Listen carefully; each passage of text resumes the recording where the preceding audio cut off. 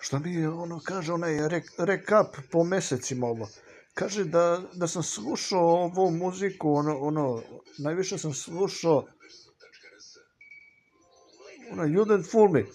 Judenfulmi, onda slušao sam ovo u oktobru sam slabo slušao muziku, ovo nema ovo, slušao sam onoga Savu Radosinovića, zapevaj danas majko na svadbi svoga sina, to sam slušao i ovo što sam slušao od pesama.